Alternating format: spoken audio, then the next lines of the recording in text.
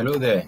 Hello everyone. This is Phlynn here from Phlynn Studios, and today we'll be checking out a quick tip on how to place images into frames in Adobe InDesign.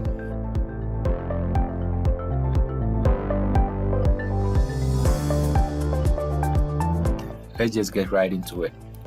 So first of all, I would like to create a new document, and then just come to default. Let's just pick a default setting and then just create one. So with this new document in here, we'd like to create a few frames to which we'll be putting in some images.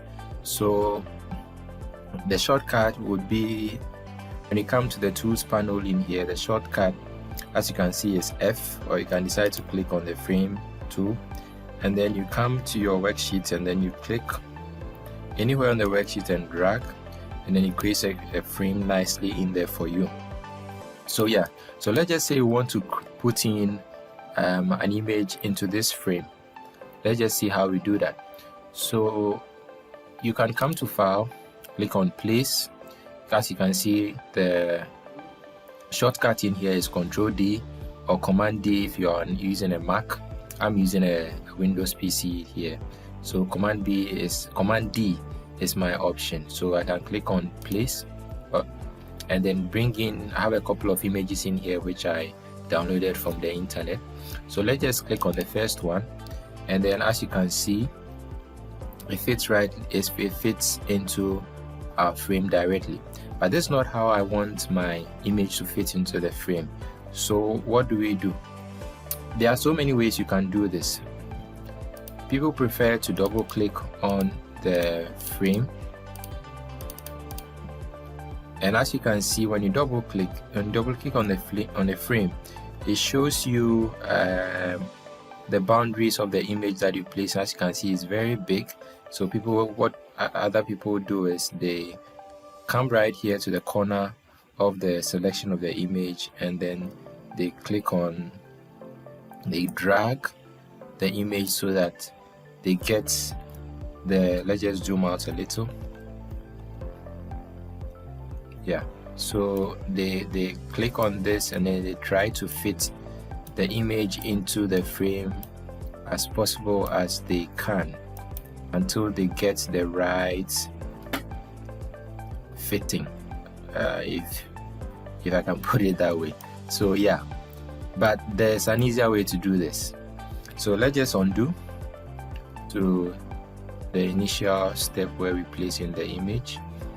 Let's just undo that, come back here, and then let's place the image in again. So again, the shortcut is Control D on a PC or Command D on a Mac, and then we go back to where the images are, double click, and then it fits again as it did the first time. So this is the easier way of doing this.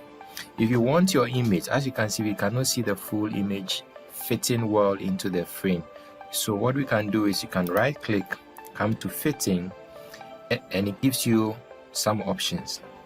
So basically what we want to do is we want the frame to be filled proportionally with the image.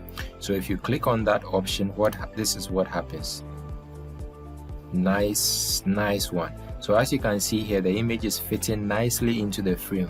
We don't have to double click and then drag the image as maybe we used to do earlier. So yeah, so basically this is how we want the image to sit nicely into our frame. Then again, there's another way. Let me just duplicate this.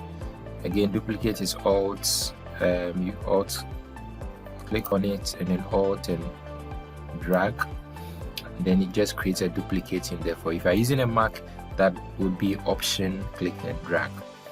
So let's just take out this image, and then let's try and place in another image in here. So again, Control D or Option D on the Mac, and then we bring in our second image. Boom. So you see, this one sits nicely into our frame.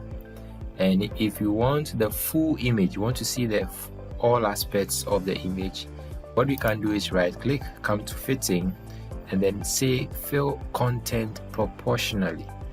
so that we see all the content of our image. So as you can see, there's a little space down here and a little space out there. If this is how you want it, fine. But then for me personally, when I'm trying to get a better layout for my design, what I'll do is I'll just right click, come to fitting and say fill frame proportionally, so that the image sits nicely into my frame. So yeah, so that is the quick tip for you, and I hope you liked the video. If you did, please don't forget again to subscribe if you haven't done so already, or you can also hit the notification bell so that you get notified of future posts that I'll be making very soon. So thank you guys, stay strong, stay safe, and have a lovely day.